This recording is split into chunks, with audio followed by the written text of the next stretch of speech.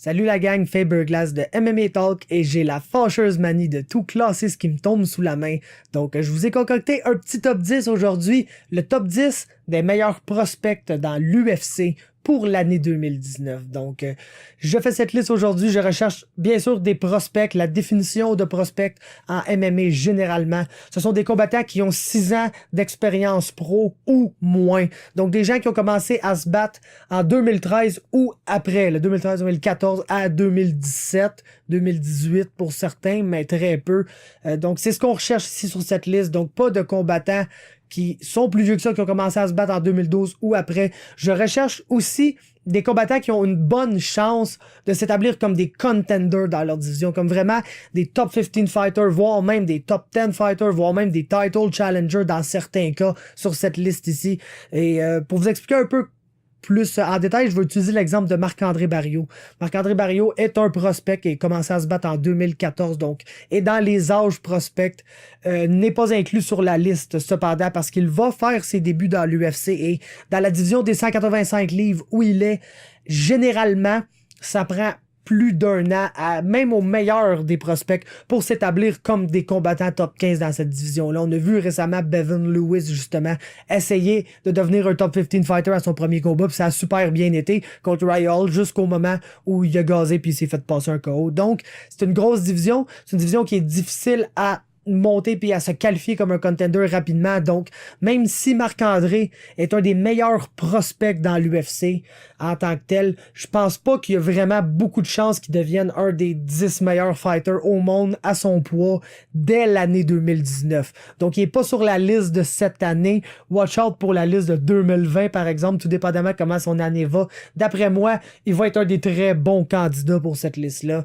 Donc, j'espère que vous comprenez le genre de fighter que je recherche ici dans cette liste. Avant de commencer aussi, je disais pas de combattants qui ont commencé à se battre avant 2012. En faisant mes recherches, j'ai été quand même surpris de voir toute la liste de combattants que moi je considère encore comme étant des prospects, des gens en développement, mais qui pourtant ont commencé à se battre précisément en 2012 et qui dès cette année ne sont plus des prospects, sont des combattants développés, des combattants qui ont atteint probablement leur forme finale et qui sont prêts à disputer les meilleures années de leur carrière, là, leur pic athlétique. Et je vais vous nommer ces combattants-là parce que j'ai été surpris par la liste, puis il y a plusieurs noms là-dedans que si je les mentionne pas, vous allez juste vous demander pourquoi il a pas mis ce gars-là sur la liste. C'est probablement parce qu'il était plus un prospect en termes de la définition de prospect que je recherche pour cette liste-là. Donc voici les combattants qui ne deviennent plus des prospects qui tombent des produits finis en 2019. On a Zabit Magomedsharipov, Kamaru Usman, Colby Covington, Michael Venom Page, Israel Adesanya, Cody Garbrandt, Paulo Costa, Tai Tuivasa, Alex Volkanovski, Devason Figueiredo, Ray Borg et Tom Duquesnoy. Donc, aucun de ces combattants-là n'est dans la liste. De toute façon, il y a plus que 10 combattants que je vous ai nommés, donc ça serait pas mal toute la liste s'ils étaient dans la liste. On s'entend, sauf quelques exceptions, mais bref. Il y a aussi les combattants qui sont encore en âge prospect, mais qui étaient sur la liste de l'an passé et qui ont réussi à devenir des top contenders ou des title challengers ou même des champions dans un des cas sur cette liste-là. Donc, je les exclus de la liste parce que c'est plus, même s'ils sont encore des prospects, même s'ils devraient encore se développer, ils sont déjà dans l'élite mondiale, ils sont déjà dans les meilleurs au monde. Sur cette liste-là, je cherche vraiment des gens qui ont des chances de s'établir comme ça et pas des gens qui sont déjà ça. Il y a seulement qu'un combattant qui était sur ma liste de l'an dernier que je remets sur la liste de cette année. Et puis c'est parce qu'il n'a pas réussi à s'établir comme une force encore dans cette division, même s'il a eu une excellente année. C'est parce que c'est un 155 livres aussi, mais bref. Donc voici les combattants qui étaient sur la liste de l'an passé, qui se sont établis comme des threats, des top 5 dans leur division et qui ne seront pas sur la liste de cette année pour cette raison-là. Qui sont toujours des prospects cependant. C'est à noter. Il y a Darren Till, Curtis Blades, Henry Cejudo, Francis Ngannou et Cynthia Calvillo. On est prêt. Ça a été quand même un long build-up avant cette liste-là. On y va. J'ai des mentions honorables comme à l'habitude. D'habitude, j'en ai 5. Cette fois-ci, j'en ai 6. J'ai pas été capable d'éliminer un nom dans cette liste-là. Donc, mes mentions honorables sont Mackenzie Dern, Macy Barber, Song Yadong, Wiley Zhang, David Teemer et Nasrat Akparast. Passons au top 10. Au numéro 10, c'est Cara de Zapato, Antonio Carlos Jr. Un gars qui est dans l'UFC depuis un bon moment quand même. Il est arrivé tellement jeune dans l'UFC que c'est un gars qui se développe encore. Il est à sa dernière année prospect. Il a commencé à se battre en 2013. C'est quelqu'un qui est ranké à middleweight, si je me trompe pas. Mais selon mes rankings personnels, c'est un combattant, tu sais, peut-être top 10, mais bas du top 15, qui n'a pas encore réussi à faire le gros splash qu'on le sait qu'il est capable de faire. C'est un des meilleurs grapplers dans l'UFC, un des meilleurs submission fighters dans l'UFC, un gars qui a gagné des championnats du monde de Jiu-Jitsu, une black belt très établi. C'est un gars que son striking s'en vient de plus en plus, et le fait qu'il a vraiment trouvé sa bonne division à 185 livres, on se rappellera que c'est quelqu'un qui a commencé à heavyweight, il a fait du 205 aussi. Maintenant à 185 livres, il a la shape parfaite pour cette division-là. C'est un gars qui est puissant dans cette division-là. On l'a vu, cependant, manquer un peu de jus en fin de combat, de là où sa défaite absolument notoire contre Dan Kelly, un des plus grands upsets des récentes années, pour vrai, là. Et c'est peut-être ça qui me donne un peu de pause dans son cas, mais sans aucun doute, Antonio Carlos Jr., d'ici la fin de l'année, va être un des 10 meilleurs, sinon un des 5-6 meilleurs middleweight au monde, parce que ce gars-là, il y a beaucoup de gens en haut de lui dans le ranking que je le vois battre assez facilement, et je le vois donc move up, devenir un middleweight plus établi dans cette division-là. Peut-être pas title challenger, mais on le sait jamais, donc je l'ai au numéro 10 de la liste. Numéro 9, Aspen Ladd. 7 victoires, aucune défaite. Elle est invaincue. C'est une 135 livres qui se bat pro depuis seulement que 2015. Elle a déjà battu Tonya Avenger dans l'UFC. Donc, elle est rankée, même rankée assez haute dans sa division. La raison pourquoi je la mets sur la liste pareil, ben c'est parce que c'est une division qui est tellement mince que juste le fait d'être dans l'UFC, dans cette division-là, ça te donne pratiquement l'accès au top 15. Je pense qu'il y a comme 17 ou 18 filles dans l'UFC dans cette division-là. Donc, Aspen Ladd est vraiment avec Kathleen Vieira, les deux filles on the rise qui ont la chance d'obtenir un title shot cette année. Et je pense que c'est vraiment quelque chose qui a de très bonnes chances d'arriver pour Aspen Ladd si elle continue sur sa lancée comme ça en 2019. Donc, excellente année 2018. Quelqu'un qui s'est établi excessivement rapidement comme une threat. Puis, elle est sauvage, elle a un bon style, elle va de l'avant. C'est une très bonne lutteuse avec un top control dévastateur. Puis là où cette division-là en est à ce moment, avec les skills qu'elle a, c'est de loin une des filles les plus dangereuses dans cette division-là. Je suis pas sûr que si elle affronte Amanda Nunes en 2019, ça va nécessairement super bien aller pour elle, mais c'est l'effet négatif d'être dans une division aussi mince. Donc, ça va probablement arriver. Aspen Ladd, je la mets au numéro 9.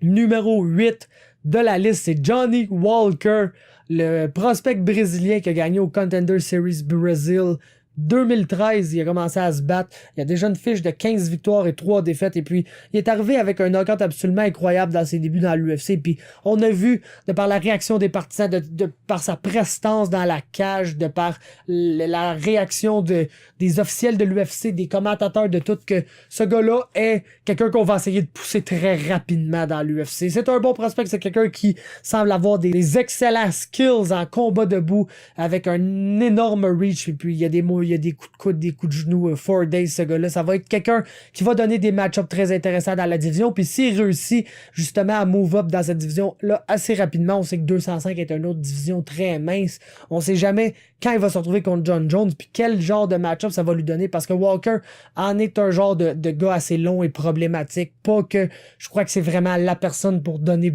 vraiment du trouble à John Jones, au contraire, mais ça pourrait être un match-up intéressant dans une division où il y en a pas tant des match-ups intéressants pour John Jones. Donc, Johnny Walker, qu'on va assurément pousser très, très rapidement chez l'UFC. Je l'ai au 8e rang de la liste.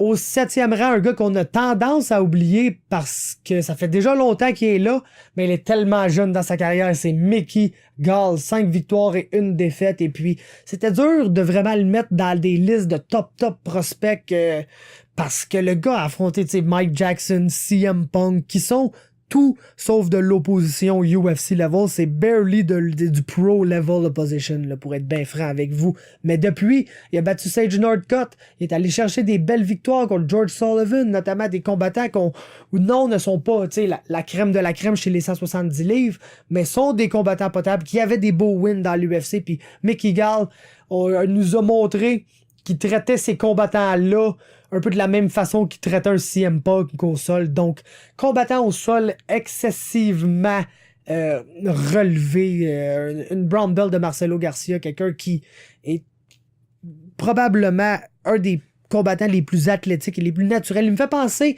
un peu à un Michael Dufort, non seulement parce qu'ils ont des ressemblances, on s'entend, mais de par le fait que le gars est naturel puis il apprend, tu sais, quand même facilement et avec aise des affaires juste parce qu'il est super athlétique puis super naturel. Puis en plus, les deux ont comme force d'être des grapplers absolument incroyables. Donc Mickey Gall, énorme prospect. L'UFC semble vouloir lui mettre les pions à la bonne place aussi pour qu'il move up rapidement dans cette division-là dès l'année prochaine. Il affronte Diego Sanchez en début d'année, ce qui est un excellent combat pour lui. Et puis, tu sais, par la suite, ça va seulement que grossir les noms qu'il va affronter. Puis je pense que ayant commencé à se battre il y a maintenant 4 ans, Mickey Gall va démontrer des améliorations absolument incroyables en 2019 selon moi et va s'établir comme étant un des combattants du futur, assurément. Au numéro 6, c'est Peter Yan. Je dois vous avouer que j'ai fait cette liste-là avant son combat.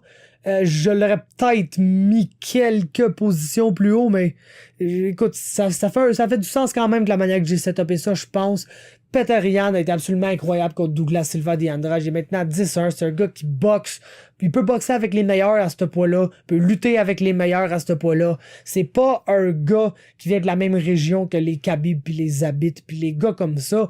Mais il arrive avec une game tout autant épeurante. Un gars tellement complet de la nouvelle génération. Se bat depuis 5 ans. En 2014, moi je pense qu'il est prêt à être dans le top 15, il est prêt à être dans le top 10, il est prêt à affronter littéralement n'importe qui dans cette division-là, puis il va donner un bon combat à n'importe qui dans cette division-là. C'est pourquoi j'aurais quasiment aimé le mettre plus haut, mais je le laisse quand même au 6e rang, c'est Peter Yan.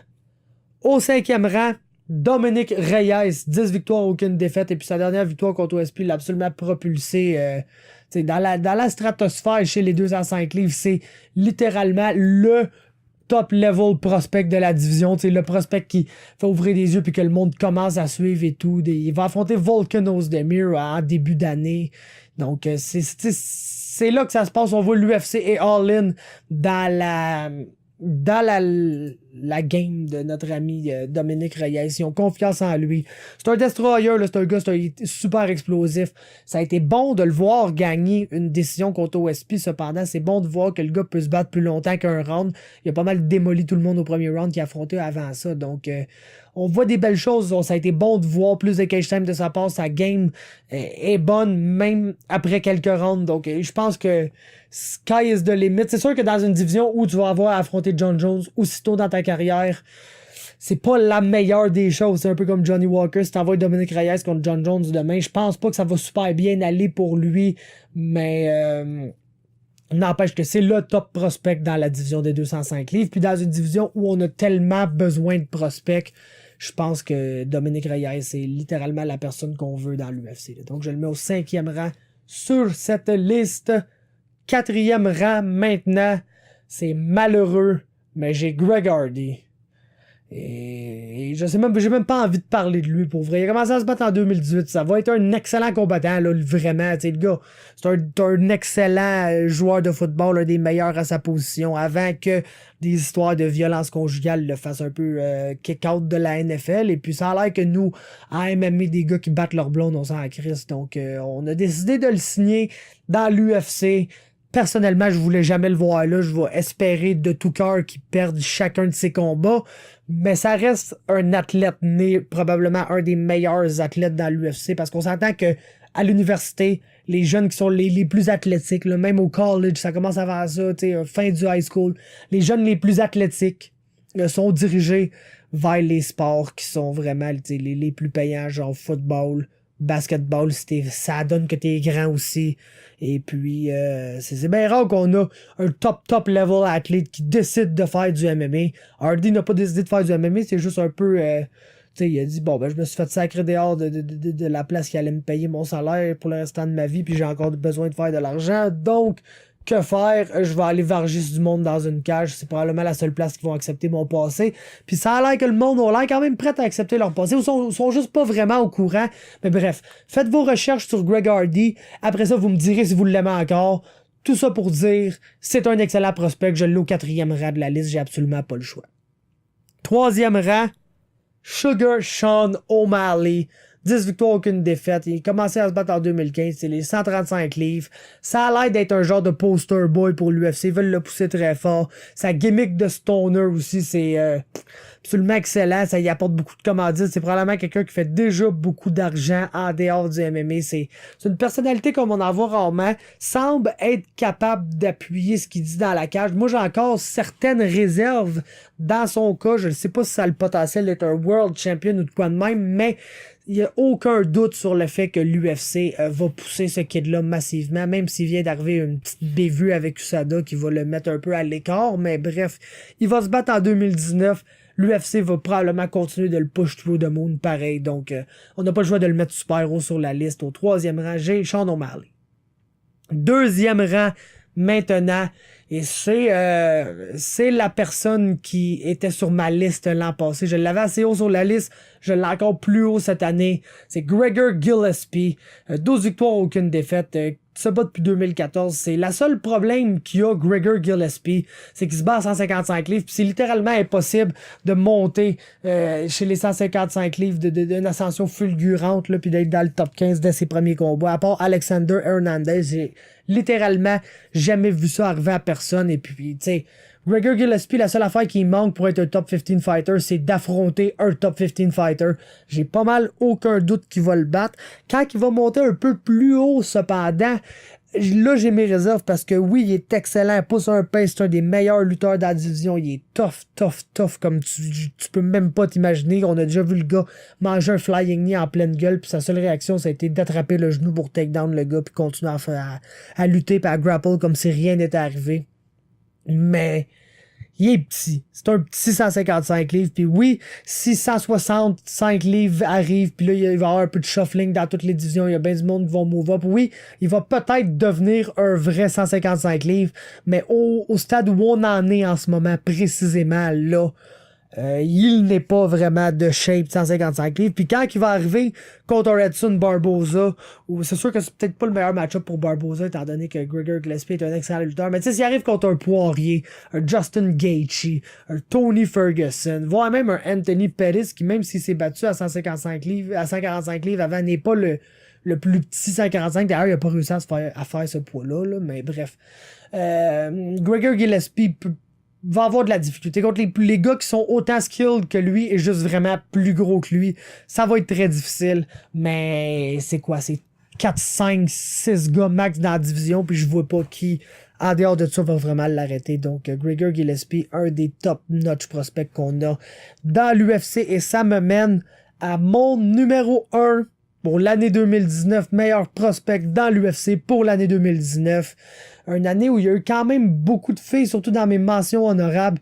Puis on va couronner ça en mettant une fille au numéro 1. C'est Tatiana Suarez, a.k.a. de 115 Khabib. La fille, c'est une des meilleures lutteuses qu'on a vues en MMA, là, littéralement. Elle est 7-0, se bat depuis 2014.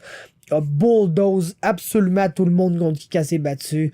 Est en train de vraiment faire, tu sais, sa place dans la division comme étant une des meilleures au monde, mais cette fille-là ne s'arrêtera pas à être une top 5 fighter. Cette fille-là va probablement être une world champion sans aucun doute un jour. Je pense que ça pourrait être un nightmare match-up pour Tug Rose, qui est une très bonne grappler, qui est game de lancer pas mal de soumissions sur son dos, donc ça pourrait être aussi dangereux pour Tatiana que c'est dangereux pour Tug Rose. Mais Tatiana, quand elle t'amène au sol, elle essaie pas juste de garder sa top position. La fille, elle a un des ground and pound les plus relentless qu'on a vu en Women's MMA, avec Aspen Ladd d'ailleurs, il faut donner ça à Aspen Ladd, mais Suarez aussi, c'est très très violent comme ground and pound. Et puis elle a une submission game absolument géniale, une très belle game de darts. Elle a passé des darts une couple de manières à date dans sa carrière professionnelle. Et puis, moi-même étant un fan de ce move-là, j'ai très, très apprécié son grappling en général. Donc, cette fille-là, je pense pas me tromper à dire que c'est une future world champion dans l'UFC. Et puis, je pense que si les pions se placent au bon endroit pour elle, elle pourra avoir son title shot et peut-être même le gagner dès l'année 2019. Ça va peut-être aller en début 2020 aussi, on sait jamais, mais là, maintenant que Tug Rose est de retour en action, ça a des bonnes chances d'arriver. Puis si elle a un title shot, je peux pas vous garantir qu'elle va pas le gagner. Donc, Tatiana Suarez est selon moi la meilleure prospect dans l'UFC pour l'année 2019. Ça va conclure cette liste-là. Laissez-moi un like si vous avez apprécié, un commentaire aussi pour me faire part de vos choix des meilleurs prospects de l'année 2019 dans l'UFC. Qui a le plus de chances de devenir une grande star dans l'année qui suit. Abonnez-vous aussi à Québec MMA sur YouTube ainsi qu'à MMA Talk sur Facebook parce que c'est là que ça passe. Et puis, on se voit une prochaine fois.